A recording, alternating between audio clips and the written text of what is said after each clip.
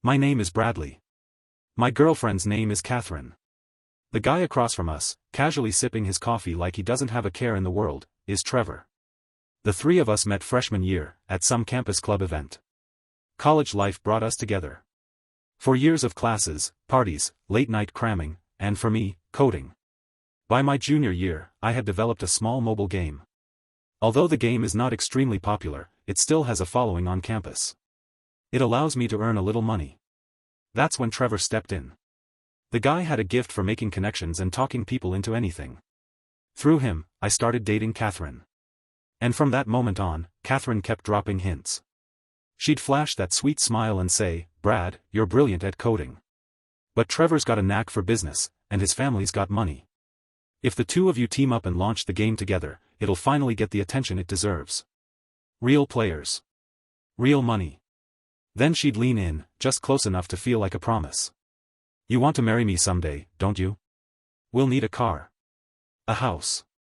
A future. You can't do that with a college side hustle." At the time, it all made sense. But now I know better. Back then, I was completely swept up in Catherine's sweet talk. And the thing is, I really did love her. I wanted to marry her, build a life together. Trevor and I had always been close. Not just club buddies, he was the student body president, well-connected, charming, the kind of guy everyone wanted to be around. So when they both came to me with the idea of starting a company around my game, it felt like the perfect plan. I handed over the game for Trevor to manage. We even signed a contract. I came in as the technical founder, holding 50% of the company. Things took off fast. The game caught on and started spreading like wildfire. From a few thousand college kids playing it, we grew to over 10 million users in under 2 years. We even secured outside investment and scaled the company. And all of it, every deal, every pitch, every investor handshake, was handled by Trevor. I stayed in the background, buried in code, upgrading features and fixing bugs. I never paid attention to the business side, because I trusted him. I trusted them. So when they put contracts in front of me, I signed them. Catherine would sit beside me, arms wrapped around mine, whispering sweet encouragements.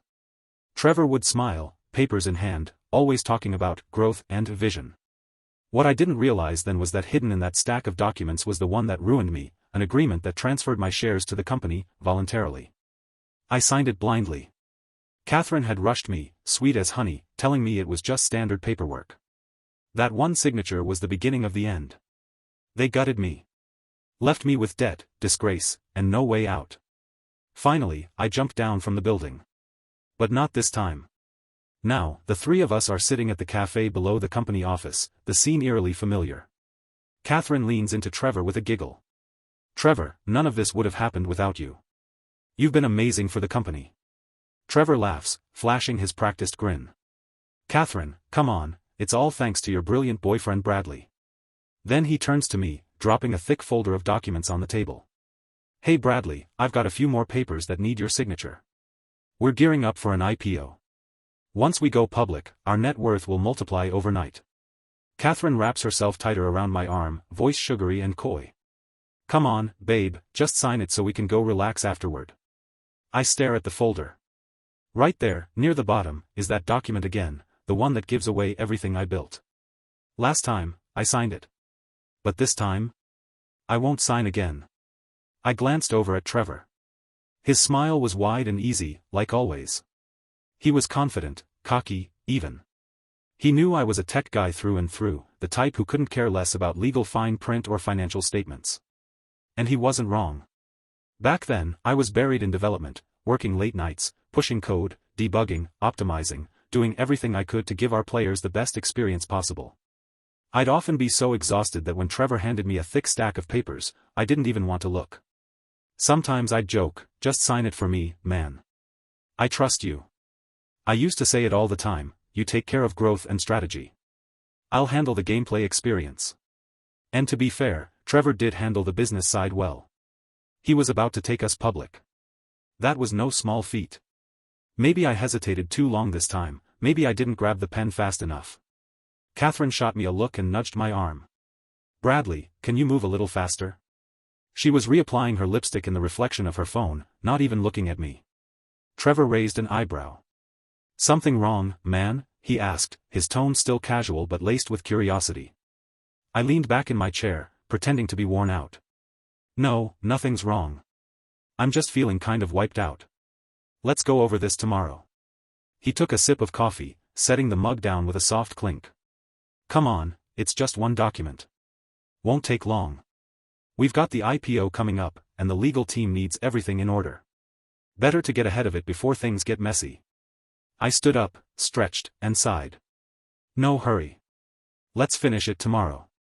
My head hurts. I need to take a rest. I walked out of the cafe without looking back. But behind me, I could hear the quick tap of heels. Catherine caught up a few steps later, her voice laced with concern. Brad, are you okay? Do you need to go to the hospital? I glanced at her. Heavy makeup, flawless hair, she looked more like she was heading to a gala than checking in on her boyfriend. Still, her tone was sweet, almost believable. Almost. Nah, I said, just need to sleep it off. I'll take you home, she offered. I waved her off. I've got it. Don't worry about me. I told Catherine she and Trevor should go out, hit a bar, blow off some steam. After all, things had been intense lately, she deserved a break. At least, that's what I said. Last time around, I was naive. I truly believed the three of us were solid. That Catherine and Trevor had nothing going on behind my back. I mean, they'd known each other almost as long as I had. They were my closest people. Why would I question it? Turns out, I should have questioned everything. They'd been sneaking around since college. While I was pulling all-nighters coding in the dorm, they were messing around in secret. Years of lies. Right under my nose. And me? I kept working. Built something great. Put my heart and soul into that game, only to have it stolen, my name erased, and my future shattered. They pinned legal charges on me, destroyed my reputation, and when it all came crashing down, I jumped down from the building. But not this time. This time, I'm the one setting the stage. So I smiled and told her, you two go have fun tonight. Seriously, enjoy yourselves. I'm heading home to rest anyway. Catherine didn't even hesitate. Alright, babe. I'll go out with Trevor for a little while. I'll be home early. If you need anything, just call me, okay? Sure, I said with a nod. She looked stunning, tight black dress, heels clicking confidently across the pavement. A little too eager as she slid into Trevor's bright red Ferrari. This is a red Ferrari that I bought with the money I earned from the game I made. The engine roared to life, a low, smug growl. And just like that, they were gone, racing down the boulevard, wind in their hair and betrayal in their hearts. I watched them disappear, a slow smile creeping across my face. Perfect. I walked to my car, an understated Audi A4 parked on the curb, and drove off in the opposite direction. Home was a luxury condo by the river, the kind of place people wrote articles about. When I bought it, it cost just under $10 million. Back then, I was still trying to prove my love to Catherine, still convinced we were forever. So, like an idiot, I put everything in her name. Now, on paper, I look like a guy living the high life. Reality? I've got nothing left. Of course, I am not without bargaining chips. My chips are the game in my hand. This time, I will make these two bitches pay a huge price. The first thing I did when I got home was back up the upgrade data for the game, my most recent work, the stuff I'd quietly been refining for months. It was everything: performance boosts, new levels, server optimizations, features that would have propelled the game into its next phase. Once I secured that on an encrypted drive, I wiped nearly everything else from my laptop. What did I leave behind? I hope they find the files I carefully selected. Enough to look real. Just enough to distract them. I worked well into the night, every keystroke pushing me one step closer to payback. Sometime around 2, maybe 3 in the morning, I heard the front door creak open. Catherine was back. I shut the laptop and stepped out of the office. She staggered in, heels clacking against the hardwood floor. The smell of alcohol clung to her like cheap perfume, and her eyes were glassy. Her lipstick was smudged, and faint red marks trailed down her neck. I didn't need to ask what happened. The story was written all over her. My stomach turned, but I kept my expression flat. I buried the anger deep. Because this time, I needed patience more than pride. I had always been good to Catherine. I never once betrayed her, never gave her a reason to doubt me. She talked me into going into business with Trevor, her idea. Said he was the key to growing the game, that we needed someone like him. I trusted her. I believed her. And when money started coming in, I handed it over. All of it. Bought her the car she wanted. The penthouse she loved. Signed it all under her name. She now owned multiple homes. Drove luxury cars. Wore designer clothes. And me? I had one thing to my name, my Audi A4. I didn't mind, back then. I wasn't materialistic. I was obsessed with code, with creation. That was my joy. That was enough. But now? Now I see things clearly. At the company, Trevor had slowly consolidated power. I was the guy behind the scenes, the genius developer, only close to a handful of people in the gaming department. The rest of the company? All under Trevor's thumb. He made sure of that. Not long ago, I even met with Catherine's parents to talk about marriage. At the time, I thought they were kind, reasonable people. They kept saying things like, "What matters most is that you and Catherine are happy." They acted warm, supportive, like the kind of in-laws anyone would be lucky to have. What a joke. Turns out, they knew about Catherine and Trevor the entire time. They didn't just turn a blind eye, they actively helped them cover it up. Love? Family? Integrity? Nothing but a polished lie. When Catherine finally came through the door, I kept my voice even. "You're back. How was it?" For just a moment, her eyes flickered, nervous, almost startled. She wasn't ready for the confrontation. Maybe she hadn't cleaned up her little war zone just yet. "It was fine," she said, her tone a little too fast. "Didn't you say you weren't feeling well? Why are you still up?" "I'm used to staying up late," I replied smoothly. "Comes with the job." She hesitated. "How are you feeling now?" "I'm good." A beat passed. Then she shifted gears. "I'm gonna go shower real quick. We can talk after, okay?" I gave her a nod. She walked past me, still in her tight skirt and high heels. I noticed the tear in her stockings, ripped clean down the back. She must have thought I wouldn't notice. Did she really think I was that blind? That careless? Judging by the state of her clothes, things with Trevor had gotten heated. 15 minutes later, she reappeared, wrapped in a towel, her hair damp and her skin flushed from the steam. She offered me a gentle smile. "Bradley, you've been cooped up lately.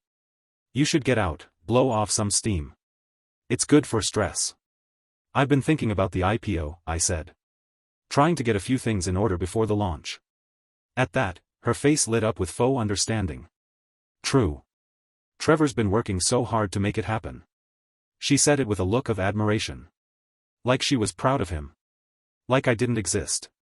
Then, almost as if it were nothing, she added, "By the way, about those papers Trevor gave you, if you're too busy or just not up for signing them, we could do a power of attorney. I can sign on your behalf. It'll save time." She smiled as she said it, like she was doing me a favor. I returned the smile, just as calm. "No need for that. You can just sign for me. You're already my fiancé, aren't you?" As soon as I said it, Catherine pushed back, her tone sharp but coated in concern. "That's not gonna work," she said. "Even if I'm your fiancé, we're not married yet. This kind of thing is serious, Bradley. Legally binding. Just let me draft a power of attorney form. You can sign it tonight, and I'll take care of the rest at the office tomorrow." She was getting nervous now. I could see it in the way she talked faster than usual, eyes flicking toward the bedroom, like she wanted to escape the conversation altogether. I kept my voice calm. "It's late. Let's handle it tomorrow at the office." Then I stood up and stepped toward her, trying to wrap my arm around her waist. She flinched, subtle, but there. Her eyes met mine, and she gave a hesitant nod. "All right." We walked toward the bedroom together. I wasn't expecting much, but I wanted to test something. A little pressure on the cracks to see where she'd split. As I reached for her again, she pulled the towel a little tighter around herself.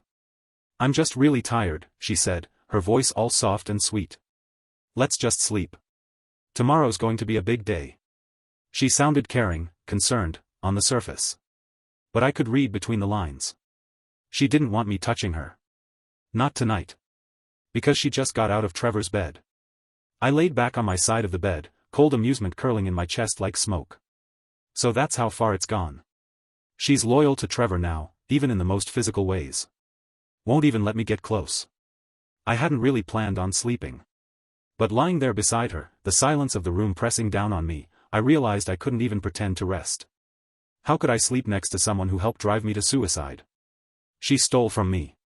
Cheated on me. Played me for a fool. Then helped frame me, leaving me to take the fall while she walked away with everything. And now, here she was, breathing softly under my roof, on my bed, wrapped in a towel I bought, likely dreaming of him. At one point, my hand curled into a fist. I looked over at her, at the shadow of her form under the sheets. A dark impulse came over me, I could kill her now. But I exhaled slowly and let it pass. No. That would be too merciful. She doesn't deserve a quick ending. She deserves to feel what I felt. To watch everything she built crumble. To realize too late that the man she thought she outsmarted had never stopped playing the game. I knew then, I'd never get the original game back. Legally, it belonged to the company now. To them. But that didn't mean I had no options. In fact, a new idea was already starting to form in my mind. And this time, I wouldn't be the one caught off guard. The next morning, I woke up early. Just like I always did. I made breakfast, eggs, toast, coffee, the usual.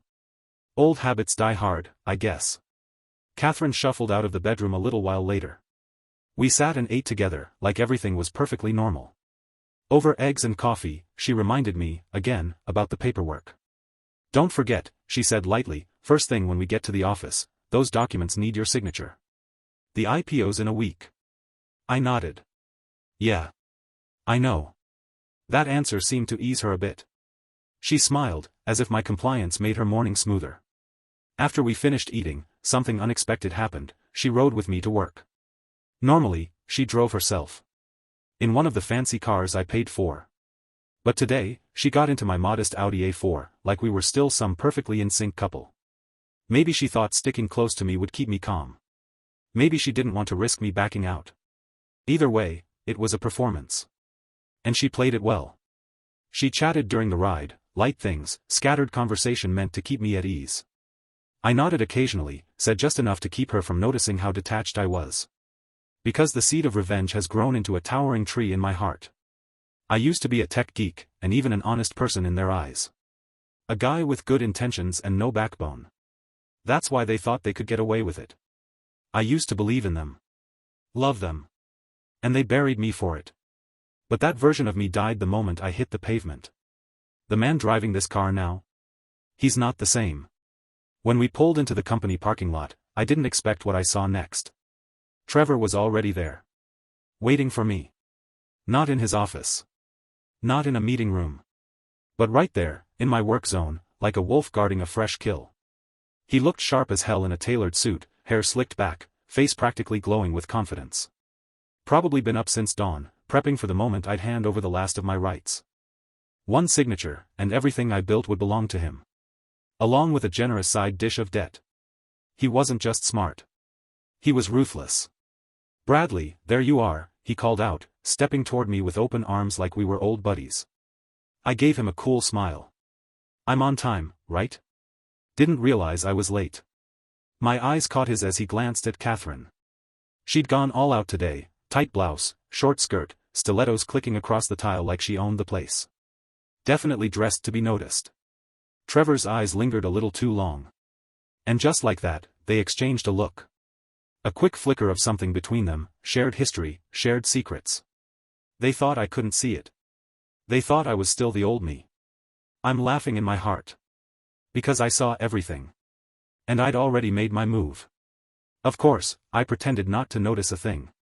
I let the moment pass, like I hadn't seen the way his eyes lingered on Catherine. Like I hadn't caught the silent exchange between them. When I responded with that cool little jab about being on time, Trevor paused, just for a beat. Like I'd caught him off guard. He glanced down at his wrist, adjusting the limited edition Patek Philippe watch he loved to brag about. Supposedly, it cost him a cool $1 million. Probably paid for with my game. He cleared his throat. Yeah, guess I'm just a little anxious. You know how it is. We've got a lot on our plate with the IPO. Just trying to keep things moving. Catherine chimed in with her usual sweet, polished tone. Bradley, the company's been overwhelming lately. You should cut Trevor some slack, he's been working non-stop. The way they backed each other up, the synchronized rhythm of their little performance, it almost made me laugh. Instead, I just gave them both a blank look, a slow nod. "Let's talk in your office." Trevor's smile returned, quick and shallow. "Yeah, sure." The three of us walked to his office, the crown jewel of the building, spacious, sleek, dripping in status. He'd claimed the best space for himself, naturally. Floor-to-ceiling windows opened up to a breathtaking view of the city skyline. It was the kind of office people worked their whole lives for. And Trevor got it riding the wave of something I built. As soon as we stepped inside, he moved fast, too fast. He walked straight to his desk and grabbed the stack of documents. The same stack he'd been dangling in front of me for days. "Bradley," his voice was hopeful, "time is of the essence. We need to get this done quickly. You know how tight these deadlines are." I looked down at the papers without touching them. Then I reached into my bag and pulled out a crisp envelope, sliding it across the table. "I've actually been thinking," I said, tone calm and clear. "I'm planning to exit the company. Here's a share transfer agreement I've prepared." The words landed like a grenade. Both of them froze. Catherine's face paled. Trevor's eyes went wide, his jaw tightening as he stared at the envelope like it might explode. They looked at me, utter disbelief in their eyes. And I just stood there, perfectly still. "Bradley, are you serious right now?" Trevor's voice spiked, a hint of panic slipping through his polished facade. "You're pulling out now? You do realize we're about to go public? This could tank the entire IPO." Catherine jumped in right behind him, voice sharp. "Why didn't you talk to me about this first?" "Bradley, I'm telling you, I don't agree with this at all." There it was, the panic. They weren't worried about me. They were worried about their payday slipping through their fingers. Catherine must have realized her tone was a bit too harsh, because she quickly softened it, reaching for that sweet, coaxing version of herself. "Bradley, come on, you can't make impulsive decisions like this. This isn't a college project, we're running a real company now." As she spoke, I caught her tossing a quick glance at Trevor, an unspoken cue.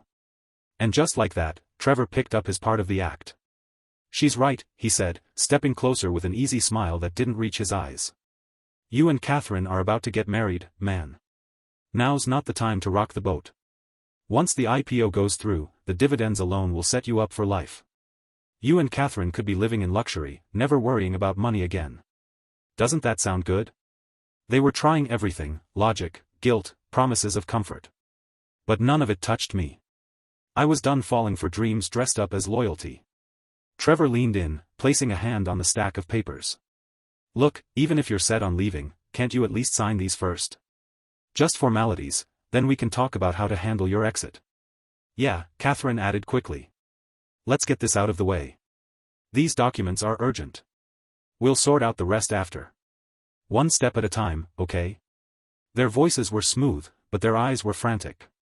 I could almost hear the gears spinning behind their practiced words. They were scrambling, trying to keep control. I watched them calmly. So this is what panic looks like in designer shoes and a tailored suit. For a moment, I thought about tearing the papers open right there, exposing them line by line. Watching their carefully built lies collapse in real time. But I didn't. I had something better in mind. So I smiled politely, letting the tension hang in the air like smoke. There was no point in blowing it all up right now. Even if I tore those contracts to pieces, even if I exposed them here and now, they'd still walk away with a fortune. Still live the high life. Still sleep soundly in silk sheets while I sat with the wreckage. No. That would be far too easy for them. So instead, I exhaled slowly and spoke with quiet resignation. "Trevor. Catherine. The truth is, I've been thinking about this for a while." Their expressions tensed again. "I went to the doctor last week. Full workup. The results weren't great. He said my body's burned out, completely depleted. If I don't take a step back now, I might not even live long enough to enjoy any of this." I let the words sink in, delivered just right. Calm. Rational. Not too dramatic. Just, believable enough. Trevor jumped in quickly, his tone firm but laced with urgency. "Bradley, you don't need to step down. Just sign the papers and take some time off. I'll personally approve an extended leave. You've earned it." Catherine leaned in beside him, eyes wide with practiced concern. "He's right. Don't make an emotional decision, Bradley. Think about us. About our future. Sign the documents. Then go rest. You'll feel better, I promise. Their voices were smooth as silk, still dripping with poison underneath. I studied them both for a long beat. Then I said, Trevor, why don't you take a look at the agreement I gave you? Trevor blinked, caught off guard again. He picked up the envelope I'd handed him earlier and started flipping through it. The panic on his face began to fade. Replaced by something else. Confusion. Catherine noticed too. What is it? She asked, her voice tight with curiosity. Trevor looked up slowly. Bradley, are you saying you want to sell your shares for just $100 million? And the rest, you're transferring to Catherine? I nodded. That's right. Let her represent me in the company moving forward. There was a moment of stunned silence. Then Catherine lit up like a Christmas tree. Are you serious? She gasped. Bradley, wow, I don't even know what to say. I'm so touched. I smiled gently, like a man giving a final gift to the woman he loved. It's nothing, I said. We're about to get married, right? What's mine is yours. And honestly, I need to step back for a while. Focus on my health. Let you two carry the company forward. Trevor and Catherine exchanged a look, one of gleeful relief. Victory glittered in their eyes. They thought they'd won. They clearly hadn't expected this. Me, voluntarily handing over my shares? Especially with the company's IPO valuing it north of $10 billion? Trevor must have been doing cartwheels in his mind. And Catherine? That smug glow on her face said it all. They thought they'd won. Trevor cleared his throat, pretending to keep things formal. All right, if you're sure, then I guess I'll go ahead and sign this. Sign it, I said, my tone calm and even. But I want that money wired into my account immediately, I added, tapping the table lightly. Call it our wedding fund. Trevor nodded quickly. Of course. I'll have finance initiate the transfer right away. Then he hesitated for a beat, shooting me a sideways glance. Just to confirm, do you want the money sent to your account, or should we wire it to Catherine? Catherine stiffened. She didn't say anything, but the tension in her shoulders, the way she looked at me with those big hopeful eyes, it said enough. She wanted that money in her hands. Right then and there, I cursed Trevor silently. The greedy bastard couldn't even let me keep a single billion-dollar bone. He was trying to push the money to Catherine, probably so they could box me out before I ever saw a cent. Disgusting. Both of them. I smiled tightly. Let's send it to my account. I've got something special planned for Catherine. Can't surprise her without a little cash, right? A flicker of disappointment crossed her face. It was gone in an instant, but I caught it. Just enough to know where her heart really was. That's fine too, Trevor said, shrugging. He picked up the phone, called finance, and issued the transfer order like it was nothing. And then I signed the agreement. Just like that. Trevor exhaled hard the second my pen hit the page, like he'd been holding his breath the whole time. Catherine, too. They both looked relieved. Triumphant. I gave a short, dry chuckle. So I guess I don't need to sign those other documents anymore? Trevor hesitated, clearly unsure whether to push it. No. No, that won't be necessary. Good, I said, standing. Well, I'll get out of your hair. Catherine, if anything comes up, just give me a call. Of course, she said, all sugar and sparkle. As I walked out of that office, I could feel it, feel the smug energy radiating off them. They thought I was a fool. That I'd lost my mind. That I'd just handed over the golden goose for scraps. They were probably celebrating already, picturing themselves as the new power couple of Silicon Valley, running my company with my money. But they didn't understand one simple truth. If you want to destroy someone, first you make them believe they've won. Right now, they were giddy with victory. They thought I'd been played. They had no idea they were already standing in the trap I built for them. This was just the first move. And soon, they'd be on their knees, begging, sobbing, pleading for mercy. And I'd be there, smiling. I headed home, packed a few things into a suitcase, just the essentials. The apartment felt like a museum to my former life. Every corner echoed the years I'd burned away building the company, every room haunted by late-night coding sessions and caffeine-fueled marathons. Ever since graduation, my entire world had been that game. I hadn't taken a real break in years, no vacations, no weekends off, no downtime. But now?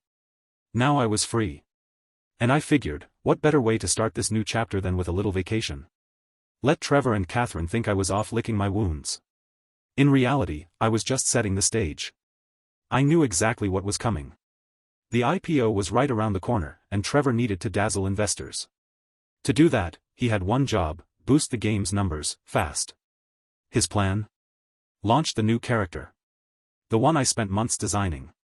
Even before release, teasers for this character had been trickling out: concept art, data leaks, skill previews. The buzz was enormous. Forums were on fire, fans speculated endlessly, and major gaming influencers had already posted breakdown videos with millions of views. Hype levels? Off the charts. The launch of this character wasn't just an update. It was an event.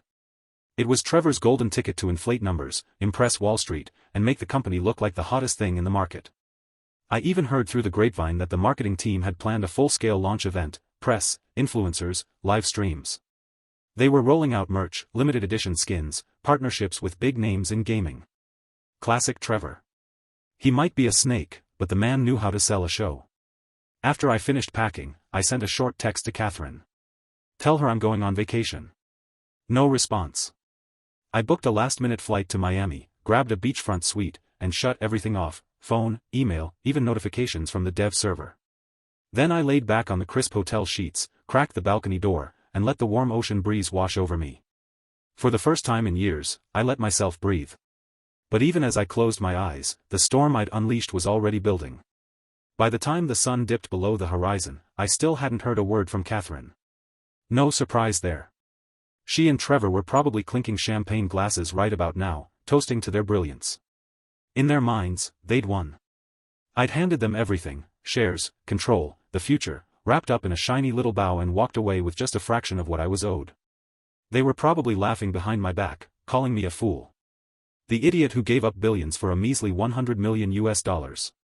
I stared at my phone, the screen glowing dimly in the dark hotel room. And that's when another name popped up. Raymond. A stream of messages. Bro, are you out of your mind? You left? Like, for real left? Bradley. What the hell are you thinking? Then came the calls. I didn't answer any of them. Raymond wasn't just some casual friend. He was one of the earliest fans of my game, back when it was just a rough little beta being tested by a few hundred people on campus. We met online, bonding over bugs and game mechanics. Eventually, we met in person. And to my surprise, he wasn't just a fan, he was connected. Wealthy family.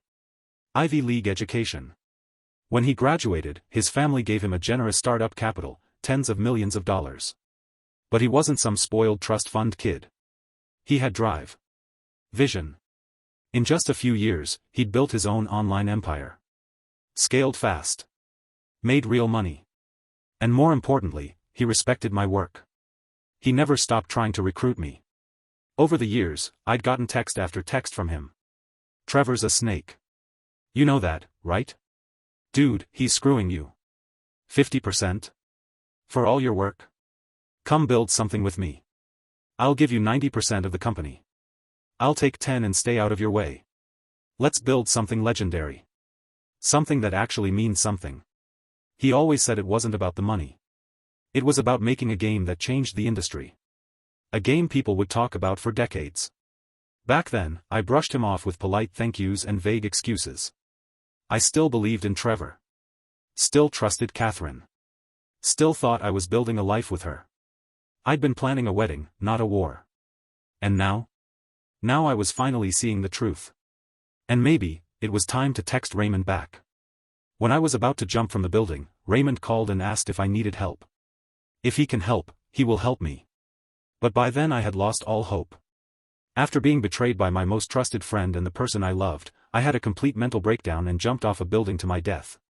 Now, thinking back on that, on how he still tried when everyone else vanished, I felt something stir deep in my chest. Something real. Something I hadn't felt in a long time. Gratitude. Raymond didn't owe me anything. He wasn't part of my inner circle. He didn't use me, lie to me, or ride my coattails. He just saw me. And he showed up. So I picked up my phone and dialed his number. He answered on the first ring. Bradley. Finally.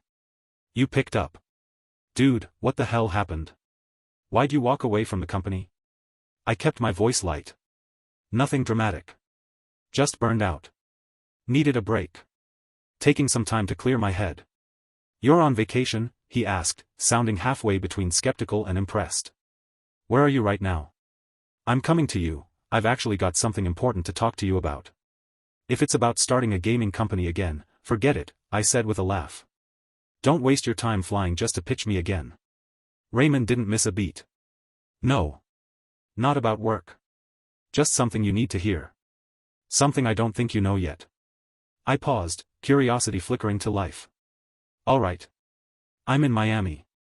There was a short silence. "Wait, you're in Miami?" he said, suddenly energized. "Why didn't you say so? I've got a beachfront villa out there. Full ocean view, smart locks, infinity pool, the works." He spoke like it was no big deal. Like owning a luxury property in Miami was just something people did. "Forget about that restaurant," he said, already starting texting. "I just texted you the address and access code. Just pack your things and head over. I'll be on the next flight." Typical Raymond, over the top, generous to a fault, and not one to take no for an answer. But I had to admit, the timing couldn't have been better. After I hung up, Raymond arrived in Miami less than 3 hours later. The guy was always fast, but this time, he moved like it was personal. He stepped into the villa, sunglasses still on, and before we even sat down, he started venting. "Bradley, man, Trevor's a piece of work," he said, tossing his bag on a lounger. "Booting you out like that? I swear, I've never met anyone so shameless. Listen, here's the deal, I'm putting up $1 billion. You call the shots. We do it like we always talked about, 90% to you, I'll keep 10, and we build something real." I gave him a look. Just one. He stopped mid-sentence, rubbed the back of his neck, and grinned sheepishly. Right. Right. I know. Not here for that. Sorry, was rushing, still in pitch mode. No work talk. Not unless you bring it up. I smirked. Thanks, Raymond. Really. But you don't have to babysit me. He waved me off. Come on, man. You're in Miami now. Whatever you want to do, drink, party, jet ski with models, I'm in. We ended up by the pool, just the two of us, with a bottle of bourbon between us and the ocean breeze drifting in from across the bay. Raymond scrolled through his phone lazily, then suddenly frowned. Dude, look at this crap. He handed me his phone. Trevor's face was on the screen, grinning smugly in a video interview. We've restructured our core development team, he was saying. The old creative direction just wasn't aligned with the company's future anymore. Our new team brings fresh energy and innovation to take us into the next generation of gameplay. I stared at the screen as Raymond muttered, basically calling you dead weight. I scrolled down. The comments were a dumpster fire. Finally. The old devs were dragging the game down. No wonder the art style sucked lately, makes sense now. This is the best move the company has made. If the old doesn't change, the new won't come. Not a single kind word. All perfectly placed. Suspiciously uniform. The kind of fake buzz you recognize when you've been in the industry long enough. Paid trolls, I said, setting the phone down. Obviously, Raymond growled. He forces you out, steals your work, then has the audacity to run a PR smear campaign against you? Just to make himself look clean for the IPO? He stood up, pacing. Screw that guy. I swear, I'm going to his office tomorrow. I'll make such a scene the SEC will think twice about letting them list. I leaned back, sipped my drink, and smiled faintly. Let him talk. Raymond turned to me, confused. You're okay with this? It's just noise, I said calmly. Words don't cost me anything. He stared at me, still seething. You've changed. Yeah, I said, eyes fixed on the horizon. I have. But what I didn't say was this. Let Trevor run his mouth. Let him celebrate early. Because tomorrow, when everything collapses, I want him to remember the taste of victory. Before I take it all away. Raymond looked over at me and shook his head. You've got the patience of a saint, Bradley. I took a slow sip of bourbon, letting the burn slide down my throat. I didn't respond. Instead, I set the glass down and stood. It's getting late. I'm heading to bed. All right, he said, watching me with a mixture of concern and curiosity. Get some rest. Back in the guest bedroom, I lay down, the ocean breeze slipping in through the open window. That's when the messages started coming in. My old co-workers, some from the dev team, others from QA or product, reaching out with the same underlying question, what the hell just happened? One message read. You just left and already there's a new team taking over. Everything's different. They're pushing us out. Another. They're sidelining everyone. It's like they want us to quit. And then there were the offers. Bradley, if you're going somewhere new, I'm in. Just say the word. I scrolled through them, half amused. I didn't trust any of it. Some might be genuine. Others? Very possibly plants from Trevor, testing the waters, trying to see if I was planning a coup. Classic move. I typed one simple reply and copy-pasted it to everyone. Focus on your work. Don't get distracted. Everything's fine. Then I muted the group chat, turned my phone face down, and let sleep take me. It was the best rest I'd had in years. No regrets. No doubt. Just silence. Until the banging started. Bradley. Open up. Raymond's voice shouted from the hallway. It's happening, get up. Something's going down. I sat up fast, heart thudding from the sudden wake-up. I stumbled to the door, still half groggy, and yanked it open. Raymond was standing there, breathless, holding a tablet in one hand. He shoved it toward me. The launch event. It just went live. You need to see this. I took the tablet. The press conference was conducted in the form of live broadcast. On the screen, front and center, sat Trevor. Dressed in a sharp tailored suit, slick back hair gleaming under the stage lights, he looked every bit the star of the show. To his left, Catherine. She wore a fitted pencil dress and subtle makeup, professional, poised, and playing the role of the company's perfect partner in crime. Her smile was polite, her posture composed, but every so often, she exchanged those unmistakable glances with Trevor. Like they thought no one could see the tension humming between them. The camera panned as a reporter stood. Mr. Trevor, today marks the pre-launch press conference for your company's game update and the debut of a new character. Do you have anything you'd like to say to the fans watching? Trevor adjusted his tie, offered a charismatic smile. We're very excited. This upgrade's going to bring players a whole new experience, with some hidden surprises along the way. I promise, it'll be worth the wait. He paused. Our new lead creative director will walk you through the technical details shortly. Then, another reporter stood up, this one with an edge in his voice.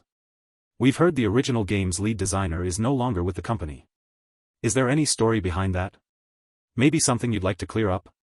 You could feel the air shift in the room. Trevor glanced at Catherine. They shared a look. Trevor gave a slight, knowing smile. I'll let Catherine explain that one. Catherine took the mic with practiced ease, turning toward the cameras like she'd been rehearsing this moment for days. It's actually pretty simple, she said, her voice calm, almost sweet. With the company preparing to go public, we realized that some aspects of our creative direction needed to evolve. The former lead designer, while talented, had a more outdated approach. It didn't align with the company's future. There was something in her tone. A hint of smugness. A quiet dagger dipped in sugar. The room stirred with murmurs, and the live stream chat lit up. Wait, that doesn't make sense. The new update was designed months ago by the original team. Isn't that the same character that was teased before the guy left? This sounds like textbook backstabbing. So they used his work, then pushed him out? Corporate snakes. Unbelievable. Then came the counterpoints, almost too conveniently. You guys don't know what goes on behind closed doors. If the old designer was so great, why did they replace him? It's a business. People get replaced. Grow up. I sat still, the tablet balanced in my lap, watching it all unfold like a play I'd written months ago. Raymond glanced at me, eyebrows raised. Bradley, not to pry, but, are you and your girlfriend going through something I don't know about? I knew what Raymond was getting at. If Catherine and I hadn't fallen out, if there hadn't been something, she wouldn't be out here dragging my name through the mud on a live stream. He was still fuming, jaw tight, fists clenched as he stared at the screen. If Trevor had been the one saying it, Raymond probably would have smashed the tablet in half by now. But it had come from Catherine. And that, somehow, made it worse. I glanced over at him and said quietly, I left the company, Raymond. They need a narrative. Something that makes sense to the outside world. He scoffed, shaking his head. That's what they went with? Please. Don't tell me you think Catherine came up with this on her own. This has Trevor written all over it. His voice was tight with frustration. But he didn't know what I knew. Didn't know the full story. And I didn't bother explaining. Not yet. Let them talk. Let them bask in their cleverness. I was patient. The next reporter stood up, young, sharp-eyed, clearly not afraid to poke the bear. So, just to clarify, are you saying the former lead designer was fired? That landed hard. Even through the live stream, you could feel the tension in the room shift. Catherine turned to Trevor again. Another exchange of looks. Then she leaned forward and took the mic, her voice laced with a perfectly balanced mix of condescension and calm. We didn't have a choice, she said. Our priority is to deliver the best possible experience for our players. If that means letting go of people who are no longer contributing at the level we need, so be it. My hand tightened around the armrest. She said it like it was nothing. Like I was just a piece of outdated code they'd finally debugged and deleted. Raymond muttered a curse under his breath. Jesus. She really said that. I didn't respond. I was too busy watching the chat explode. She's got a point. The old dev team was dragging things down. Hope the new designer brings back some soul to the game. Heard the new guys from Europe, dude's a legend. Good riddance to the last guy. Game's been mid for months. The comments had turned fully one-sided. Raymond slammed his hand against the armrest. This is insane. I can't just sit here and watch them rewrite history like this. You walked away, and now they're painting it like you were kicked out? Before I could say anything, he was already on his phone, thumbs flying across the screen. I leaned over and saw his name pop up in the live stream chat. That's a lie. He resigned. The real story is not what they're telling you. I know the guy they're talking about, and this is pure spin. But it didn't matter. His comments sank into the endless scroll of the feed like drops of water in an ocean. They were instantly buried beneath a flood of pre-written praise, curated outrage, and choreographed applause. Still, Raymond kept trying. Then came the shift. A new voice. A sharper question. Ms. Catherine, a reporter called from the back, there are rumors circulating that you and the former lead designer were in a romantic relationship. Would you care to comment? And if that's true, don't you think your earlier remarks were unnecessarily harsh? Catherine's expression flickered, just for a second. A crack in the mask. But she quickly collected herself, straightening her shoulders as she delivered her rebuttal in that same carefully neutral tone. I'm not sure where you heard that rumor, she said quietly. But let me be clear, this event was about our company. My personal life had nothing to do with it. But since you asked, I won't go into details, he and I are just colleagues. That's all. And it hit me harder than I expected. Even knowing everything, even knowing what she was and what she did, it still stung. Not because I wanted her back. But because in front of millions of viewers, she erased me. Years of memories. Raymond looked over at me, eyes wide with disbelief. Bradley, wait, when the hell did you guys break up? I gave him a look. Since when did you turn into a gossip columnist? Realizing he'd overstepped, he raised both hands in apology and shut up. I didn't want to hear any more. I reached over and closed the tablet. The screen went black. Raymond looked like he still wanted to say something, but to his credit, he read the room. Bradley. I'm serious. When all this blows over, I'll introduce you to someone better. Hell, I'll line up 5 girls, smarter, funnier, no backstabbing tendencies. I didn't even crack a smile. I'm fine, I said quietly. Just give me a minute. He hesitated, then gave a short nod and left the room, closing the door behind him. The silence settled in. After Raymond left the room, I sat in silence for a while. Then, I reached into my bag and pulled out a portable hard drive, small, nondescript, but holding everything that mattered. I plugged it into my laptop. On that drive was something no one else had seen, a prototype of my new game. Rough, unfinished, but alive. It had the bones. The world. The spark. I'd started working on it in secret, long before everything fell apart. Originally, it was supposed to be a surprise. A gift to unveil after the IPO, proof that I wasn't just a one-hit wonder. But I never got the chance. Not long after the press conference ended, my phone rang. It was Catherine calling. I hesitated for a moment and then pressed the answer button. Her voice came through sharp and smug, like a blade she didn't bother hiding anymore. Bradley Vanderbilt, she said, using my full name like a lawyer about to read a verdict. I'm sure you watched the live stream. There was an arrogance to her tone. A triumphant sort of chill. She wasn't calling to talk. She was calling to win. I did, I said flatly. Why? She exhaled through a smirk I couldn't see but could hear. I'm just calling to make it official. We're done. I didn't expect you to be so aimless, Bradley. No ambition. No direction. Now that you've left the company, there's nothing tying us together. No future. No shared vision.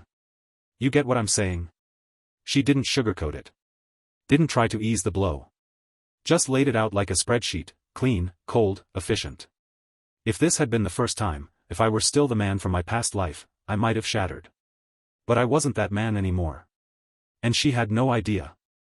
I let out a short laugh. Quiet. Amused. I didn't even bother pretending to be hurt. She hadn't even finished her sentence when I cut her off. Fine. I agree. There was a beat of silence on the other end, just a few seconds, but long enough to tell she hadn't expected me to cave that easily. Bradley, she said, her voice tightening, don't you have anything else to say? What's there to say? I replied, my tone ice cold. You want to break up? Fine. We're done. From now on, we have no relationship anymore. I ended the call. I had barely taken my finger off the screen when her name lit up again. Another call. I sighed and answered.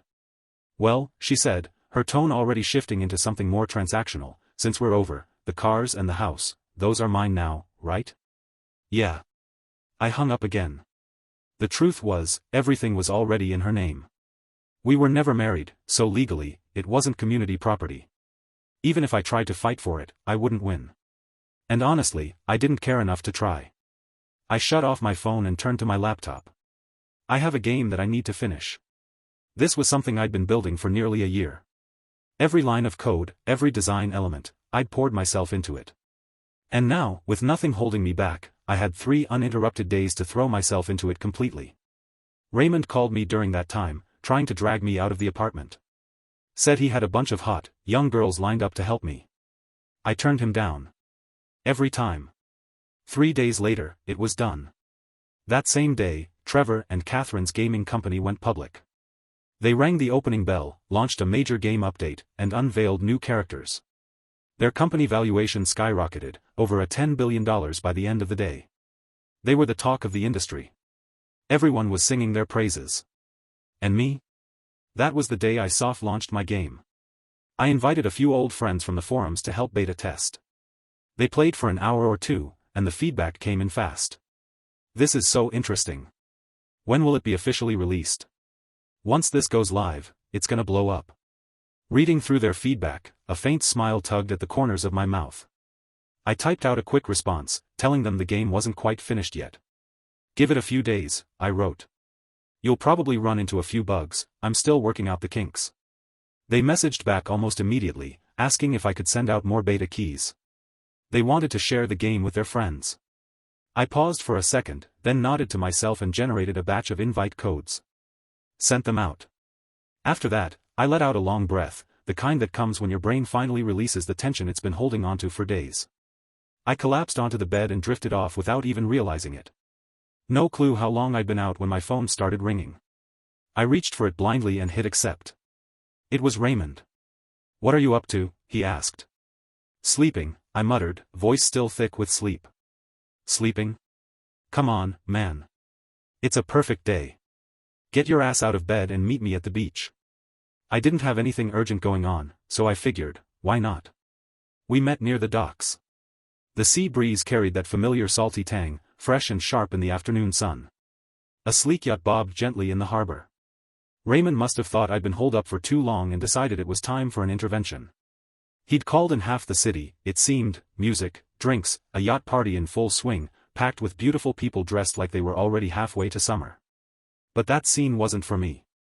I spotted a fishing rod off to the side, and without a word, walked up to the deck and cast a line into the water. Let them party. I just needed some quiet and the sound of the waves. Staring out at the endless stretch of ocean under an impossibly blue sky, I felt the weight on my shoulders ease for the first time in days. Raymond came over not long after, carrying a glass of whiskey. Here, Bradley, he said, handing it to me. Drink a little. I took the glass, took a slow sip, and smiled. Thanks, Raymond. You really didn't have to go through the trouble. He grinned. It's nothing. As long as you're enjoying yourself, that's what matters. He kept smiling at me in this oddly intense way, like he was waiting for something. I raised an eyebrow.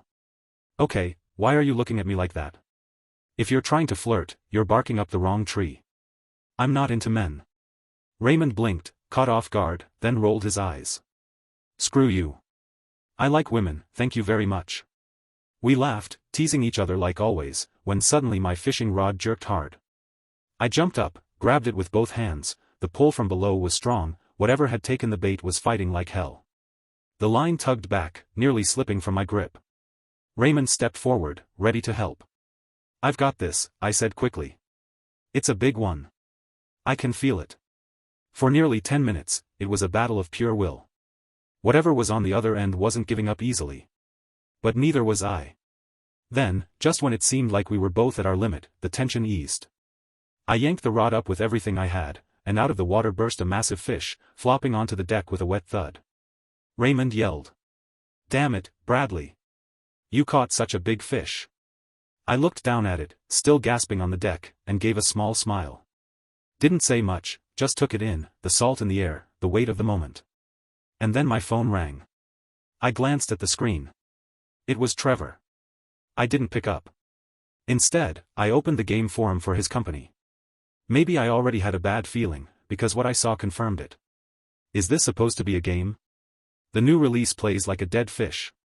No emotion, zero life. That new skill set? Moves like a geriatric on a walker. You call this an upgrade? Trash. I can't play this anymore. There's no experience, no immersion. Nothing. Post after post, it was all the same. Complaints. Disappointment. Rage. Raymond leaned over my shoulder, curious. It only took a few seconds before he started laughing out loud. Well, damn, he said between chuckles. Serves him right. A faint smile tugged at the corner of my mouth. Right then, Trevor's name lit up my screen again. I still didn't answer. Raymond glanced at me, his expression turning serious. Bradley, you're not actually thinking of helping them, are you? After everything they did to you? He started rambling beside me, his voice low but intense, listing every betrayal, every slight. I didn't interrupt. I just listened. And honestly, I was touched. Raymond wasn't just venting, he was standing up for me. But there was no need to worry. I wasn't about to help them. Not a chance. Because all of this? The backlash they were facing, it was my doing. My plan. They'd been so desperate to push me out, so eager to ride the wave of their upcoming IPO, they never once thought the tide might turn. Now it had. Trevor called again. Then again. I ignored them all.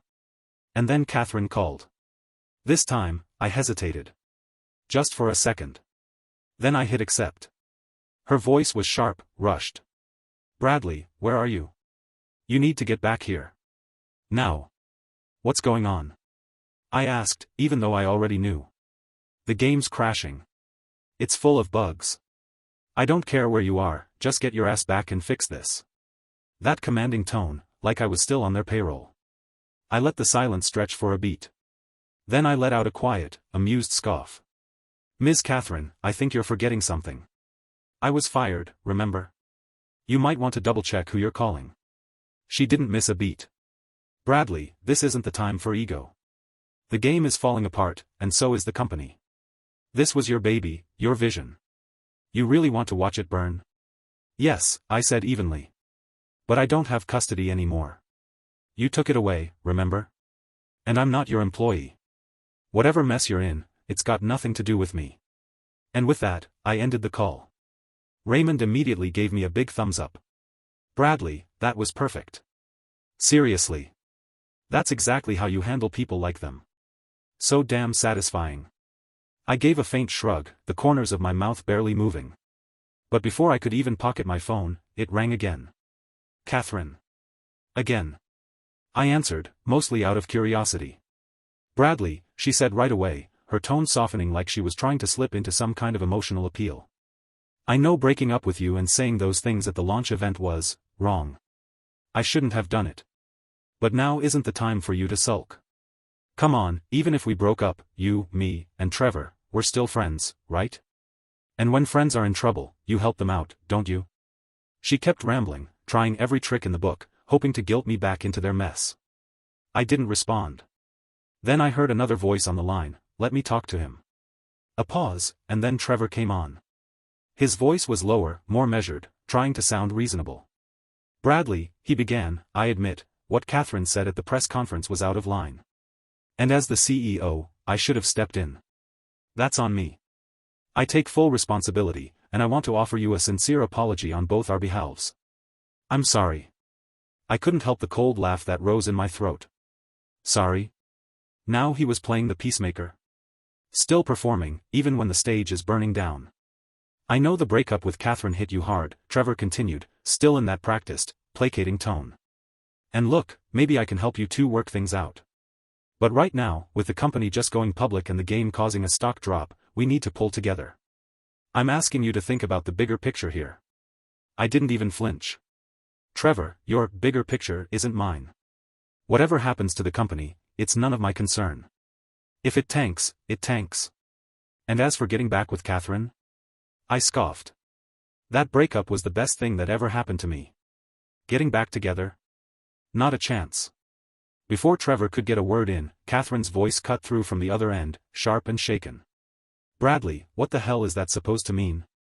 It means exactly what it sounds like, I replied coolly.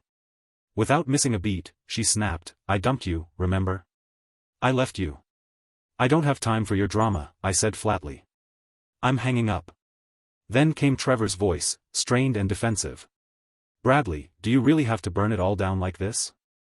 I didn't do anything, I shot back, my patience gone. You really think without you, the company, or the game, is screwed? You think we can't fix this? His tone dropped, low and menacing. If your team's so damn capable, then tell your lead designer to fix the damn game. And with that, I hung up. No hesitation. No second thoughts. Raymond laughed and gave an exaggerated thumbs up. Damn, that's cool. I love it. He tapped on his phone, eyes gleaming. I just checked their stock, it's tanked hard. I'll hit up some friends in the media, make sure this gets the coverage it deserves. That smug, mischievous grin spread across his face, and I didn't stop him. This was part of the plan. Every piece falling into place. A few calls later, the story exploded. What had started as whispers in niche forums was now a wildfire across the internet. It was chaos. And it was only getting started. Players who had stuck with the game couldn't hold back their disappointment. Social media was flooded with posts like, thought this new update would bring surprises, turns out it just brought nightmares. The launch event was all hype. Now it's just a joke. Compared to the original lead designer, this is night and day. And not in a good way. Please bring back the old designer, or I'm deleting this thing for good. The backlash hit Trevor's company hard. So hard, in fact, they were forced to shut down the game's servers entirely. They issued a public statement claiming they were working on fixes, but no one was buying it. That's when I noticed something in the comments section. A new thread had popped up. Have you guys heard about this new game? Still in closed beta, it's very fun, and the gaming experience is 10 times better than this game. Brother, you're being too modest when you say 10 times. 100 times is not an exaggeration. The character details are very accurate and the movements are smooth. It's simply a masterpiece. I think this game will be a big hit once it's released for public testing. I stared at the screen, stunned for a moment. I'd only just released a small batch of beta keys. 2, maybe 300 at most. I opened the game forum and saw that the person to whom I had given the beta code had found me again and said, "Brother, your game is so awesome that people are paying high prices for the beta code. The price of one beta code has even been hyped up to $1,000. I replied, "Hey, just so you know, that key I gave you wasn't meant to be resold." He shot back with a voice message. His excitement was practically buzzing through the speaker. "Relax, man. I'd never do that. I only gave codes to real gamers. Selling them? Not my style. You better get ready for public launch though. I've been playing all day and barely ran into a single bug. Mark my words, I'm gonna be your first OG player." I couldn't help but smile. "Don't worry," I replied. "You'll be the first to know when it goes public." The name of my game is Boundless. A world I poured everything into, every late night, every ounce of vision and grit. I logged in to check on things. The moment the dashboard loaded, a new email popped up. Simple. Straight to the point. Hello. I'm Trevor, CEO of Great Ocean Game Company. We're very interested in your game and would love to discuss a potential collaboration. I stared at the message for a few seconds, a slow smirk forming on my face. Trevor. Of course. Didn't think he'd come sniffing around this soon. My first instinct was to reject him outright. But then I paused. Instead, I typed back. What do you want to talk about? He didn't make me wait. A reply came almost instantly. We're Great Ocean Game Company, you've heard of us, I'm sure. We're a major player in the industry. We are willing to acquire your game, and the price is very generous. With our backing, Boundless could go global. Millions of players. You built this thing, don't you want to see it reach the world? Same old Trevor. Still playing the same manipulative game. I replied with just one sentence. I'll consider it. And then I left it at that. At the moment, Trevor and the others definitely don't know that this game was made by me. If they knew, I doubt they would have been so polite in reaching out. I closed the laptop and leaned back, letting the weight of the moment settle in. The boat had docked, and Raymond said to me, "Do you want to take that big fish home?" Of course, we worked hard to catch it, I said with a smile. Raymond nodded and said, "All right." He then lifted the big fish onto the car, and we drove all the way back home. Raymond asked the housekeeper to cook the fish. Then he turned to me and said, "Bradley, have you heard of a game called Boundless?" I looked at Raymond, a bit surprised, and said, "What about it?" "It's really popular right now, and it's hard to get a code for it. I've tried to get an internal test code through some connections, but no luck." "Is it really that popular?" "Of course. I heard that the internal test codes have been reselling for as much as $10,000. If we invest in this game, do you think we could make a fortune?" Raymond said, his face serious. I told Raymond, "I don't have money to invest." "You don't have money, I do. And you have the technical skills. If we invest and you join in, this game will definitely improve. If we manage to acquire it, we'll split the shares equally, half for each of us." I looked at him, a little surprised, and said, "You really are generous. What's the big deal? Money is just a means. What I value is you." "I think you have unlimited potential," Raymond said. "Don't you fear that Trevor might already be involved? Compared to him, you're pretty much a novice when it comes to games. You'd never be able to compete with him." "You're right about that. So, what should we do?" "If Trevor gets involved, it will be ruined for sure," Raymond asked me. I shook my head and said, "I have no idea." Raymond quickly said, "Then I'd better think of something fast. I can't let that jerk get ahead of us." With that, Raymond started dialing his phone, busy with his plans. Watching Raymond, I couldn't help but smile, though I didn't say anything. Late at night, I opened the game and saw that Trevor had sent a message. He said, "I respect this game a lot. If Boundless were to be managed by our company, it would definitely reach its full potential. And he also told me that if they acquired this game, the entire game would still be under my responsibility. He gave me complete control, respecting the game, respecting the technology, and respecting me." Such pompous words were truly laughable. Utterly laughable. "Mr. Trevor, what you said really touched me," I replied. Then I closed my computer. The next day, Great Ocean Game Company held a press conference and announced 3 major things. The first was that most of the game bugs had been fixed. The second was that they had found a new investor, and a significant amount of capital would be injected to make the game better. The third was that a new game had appeared on the market, and their company was already in talks to acquire it. They should be able to obtain the distribution rights soon. After announcing these 3 things, Great Ocean Games' stock price immediately rose. Out of curiosity, I opened the game forum to see how well the game fixes were going. But the forum was still full of complaints, with many saying the new chief designer was terrible and that the game hadn't really been fixed at all. Some interesting comments followed. However, if Great Ocean Game takes over Boundless, it might still work. I've heard from a friend that it's really fun. I know, the action is smooth, and the experience is top-notch. I wonder when the public test will happen. It would be great to get an internal test account. An internal test account? You can forget about it. They're selling for $7,000 or $8,000 each now. Everyone seemed to be lamenting the situation. I registered a secondary account and replied to one of the messages. I said, if you want an internal test code, you can get it from me. I have one. As soon as I sent the message, a group of people started mocking me. They questioned how I could have an internal test code. When I sent the message, I hid my IP address to prevent anyone from tracking me. I replied to some people, saying that I had an internal test code and that they could add me. Though some didn't believe me, others chose to trust me. They added me and messaged me, saying, brother, if you really have the internal test code, I'll consider you my godfather. Of course, but the internal test code I give you will be locked to your IP and computer, meaning only you can use it. If it's resold, it won't work anymore.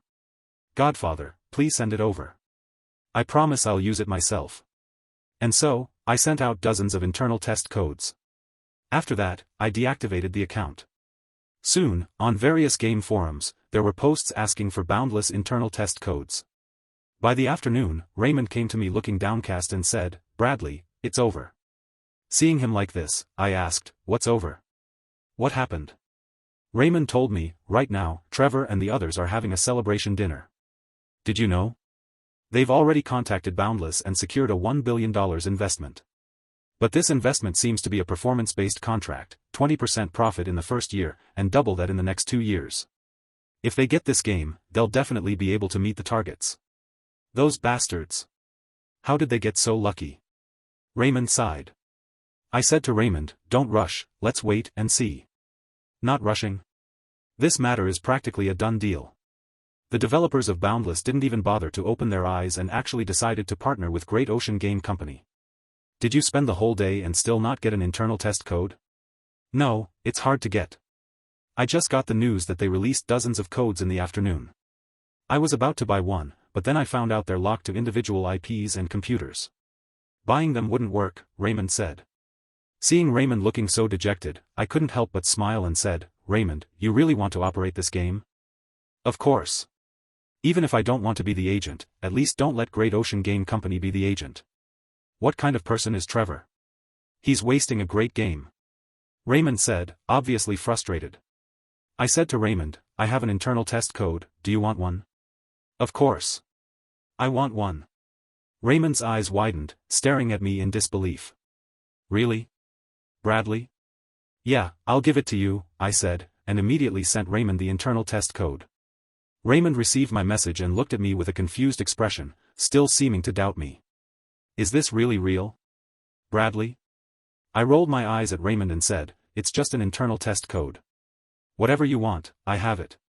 Stop bragging, I'll check if it's real first, Raymond said, excited, and ran to the esports room. He quickly downloaded the game and started playing. The moment he entered the test code, he successfully logged into the game. Raymond excitedly shouted, Bradley, is this code for real? Where did you get it? I said to Raymond, Raymond, didn't I tell you earlier? I have as many internal test codes as you want. Raymond seemed to not fully register my words, staring at me with a shocked expression. What did you just say? Bradley? I didn't respond, instead, I changed the topic and said, forget it if you didn't hear. I turned and walked toward the living room. A few seconds later, Raymond quickly caught up with me and said, Bradley, I didn't mishear, you said you have as many internal test codes as we want, right? Yeah, that's right. Do you know the developers of Boundless? I thought, with your resources as a game development expert, we could contact them quickly and maybe even get the investment and operating rights first, Raymond said, his eyes shining, as if he saw hope. I do know some developers. I was just about to continue when my phone suddenly rang. I looked at the caller ID and saw it was Catherine calling. I wasn't in the mood to answer, so I almost hung up, but Catherine called again 3 or 4 times in a row. Reluctantly, I pressed the answer button and Catherine's voice came from the other end, Bradley, did you see the news today? Let me tell you, don't think you're so important. Great Ocean Game is doing better without you, and will soon be acquiring a new game. Our development will only get better from here, it must be killing you. Catherine's voice had a hint of arrogance. I listened and replied calmly, well, congratulations then. You should congratulate me, because I'm already with Trevor now. Oh, wait, I've been with Trevor for a long time, actually since college, back then. I could hear the drunkenness in Catherine's voice, clearly, she had been drinking quite a bit. Although I didn't know what she was going to say next. I quietly pressed the record button. Her voice continued from the other side, back then, I was with Trevor, and when Trevor took an interest in your game, he asked me to be with you. Over the years, we've been together without you knowing, doing so many things behind your back. Bradley, you must be really angry now, right? You must be so pissed off. I'm not angry, I replied. Impossible, you must be so furious, but you can't do anything about it, right? You can only rage helplessly. Listening to Catherine's ridiculous voice, I was at a loss for words. Oh, I still have plenty of intimate photos of us. Let me send you some, just to make you mad. Soon, she sent the photos, all of them intimate pictures with Trevor. I didn't expect Catherine, drunk, to do something so laughable. I saved the photos one by one without saying anything. She continued, Bradley, now you realize what a ridiculous person you are, right? You're just a clown, garbage. She cursed me, bragging as if she were the winner. After hearing her, my heart sank. In my past life, they were indeed the winners, and they ruthlessly pushed me, the loser, off the cliff. But this life, I wouldn't let the mistakes of the past repeat. Is that all? I asked. Yeah, that's all. It feels so good. Bradley, let me tell you, Trevor and I will always be the elite, while you will forever live in the dark corners. I never liked you, never had any interest in you. Neither did I said, and hung up the phone. I walked back from the balcony. Raymond was waiting for me. Seeing his excited look, it seemed like he had a lot to say. I didn't wait for him to speak, I spoke first. Yes, this game is the one I developed. As soon as I said this, Raymond's mouth dropped open in shock, his eyes wide with disbelief as he looked at me. What did you say? I didn't hear you clearly, he asked. Raymond, listen carefully. The game called Boundless is the one I developed. Are you interested in investing? I asked. Raymond almost jumped up, immediately replying, invest? Of course, I'm very interested. Alright, then it's simple. You need to organize a team, develop the mobile version, and in a week, launch the PC version for public testing, I said. Raymond immediately responded, got it. Everything will follow your arrangements. How much do you need? I'll transfer the money right away. How much do you have? I asked. I have $300 million in cash in my account right now. Alright, first register a company, then transfer all the money to the company's account. Also, I need to assemble a team. No problem, I'll just provide the money, and you handle everything. Of course, if you need me to do anything, just tell me. I'll cooperate with you, Raymond said quickly, as if afraid I might change my mind. Then let's go to sleep for now, I said. Sleep? Now? How can I sleep with such an important matter at hand? Raymond seemed unsatisfied, still eager to discuss. I ignored him and entered my room, though, to be honest, I couldn't sleep either. I opened the game and found that Trevor had sent me many messages, asking to meet up and so on. I didn't reply, instead, I continued upgrading the game. At the same time, other companies were sending me messages, wanting to contact me to discuss game collaborations. But I politely declined them all. So, I was busy all night. I was about to begin my second step of revenge, and I was going to make this pair of scumbags pay. They wanted to play the betting agreement, right? I was going to steal all their game players.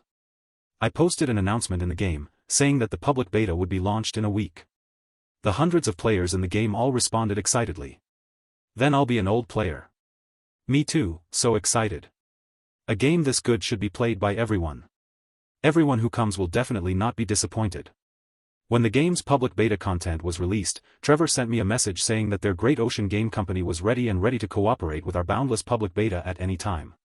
I smirked inside and didn't respond to him. The public beta didn't need him. Even though I hadn't agreed to him, Trevor was shameless, always bundling Boundless in his promotions. It was as if Boundless had become their company's game. But I didn't expose it. The more they bundled it, the higher the players' expectations would get, and when the game flops, it will be all the more disastrous. I had already thought all of this through. Time flies, and Raymond is also very fast. I just secured another $500 million from my family, he told me, practically bouncing with excitement. We're fully funded now. Office space is ready too, right in Miami. Company's registered and everything. We're good to go. I nodded. Impressive. You move quick. Of course I do. I've been up all night for days playing Boundless. Dude, it's unreal. No doubt it's gonna blow up the second it launches. Just then, the TV caught our attention. Trevor's smug face filled the screen, polished and prepped for a news interview. The anchor turned to him. There are rumors that your company is in deep talks with the developers of Boundlesson. Can you confirm that? Trevor smiled like a man who already believed he'd won.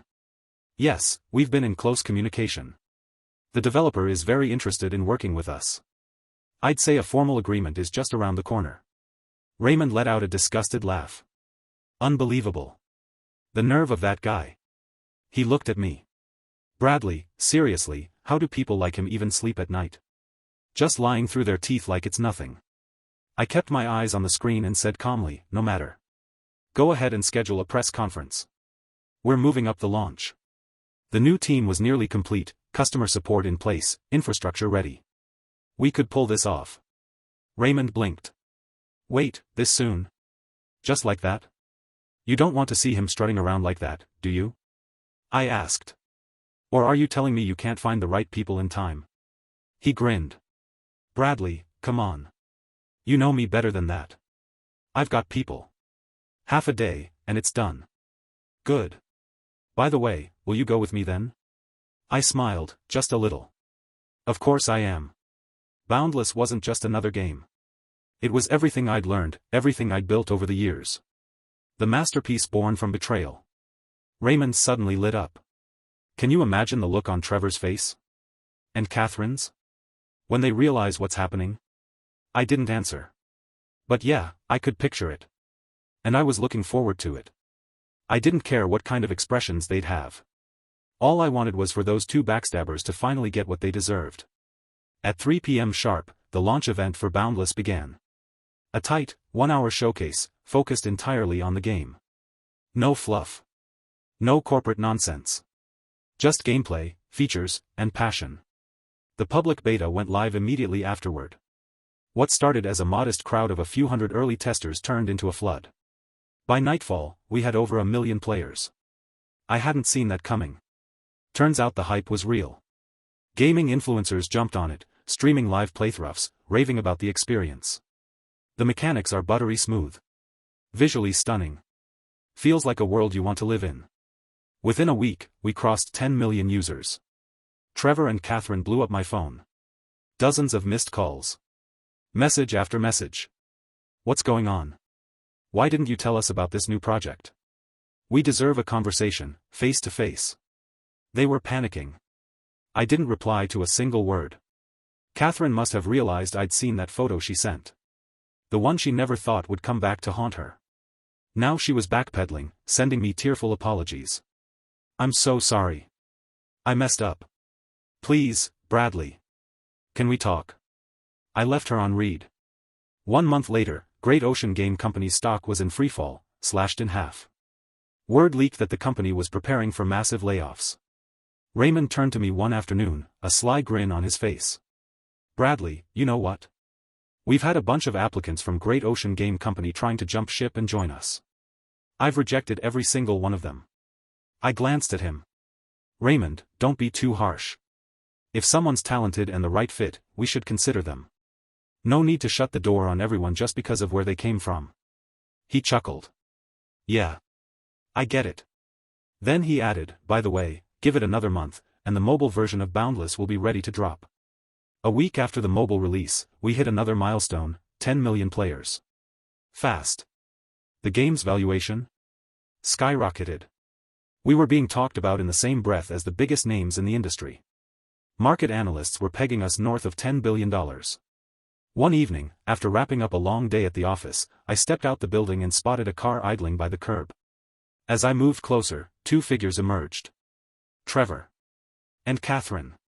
But they weren't the polished, confident power couple I used to know. They looked hollow. Defeated. Like their world had come crashing down.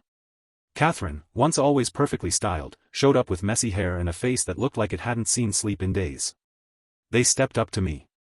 I stopped, arms folded, my face unreadable. What do you want? I asked, my voice cold. Without warning, Trevor lifted his hand and slapped himself across the face. Hard. Bradley, he said, voice trembling. We were wrong.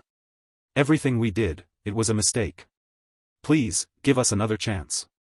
Catherine chimed in, her voice cracking, if you don't help us, we're done. We're going to lose everything. Please, she begged. For old time's sake, don't finish us off completely. Just leave us one way out. I stared at them, my face like stone. Have you ever given me a way to survive? Did either of them offer me that when they stabbed me in the back? In my mind, I laughed bitterly. I'm sorry, I said, flatly. In life, you make your own bed. You're not here because of me. You're here because of your own choices. And with that, I walked past them without looking back. I had barely taken a few steps when I heard them rush up behind me. And then, a dull, heavy thud. I turned around. Trevor and Catherine were on their knees. Right there on the sidewalk. Their voices choked, their faces streaked with desperation. They looked pitiful. Utterly broken. But pity has a price. And I remembered all too well the cost. Sorry, I said coolly, but your downfall? That's got nothing to do with me. And just like that, the weight in my chest lifted. I felt free. I turned and walked away, leaving them kneeling in the street, swallowed by the wreckage they created. They tried contacting me again after that, multiple times. Showed up at places.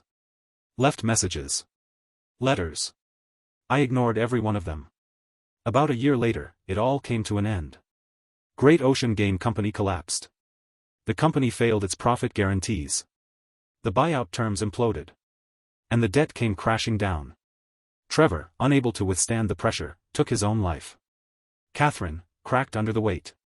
The breakdown was severe. She ended up in a psychiatric facility. When I heard the news, I felt nothing. No sorrow. No satisfaction. Just quiet certainty. They got exactly what they deserved.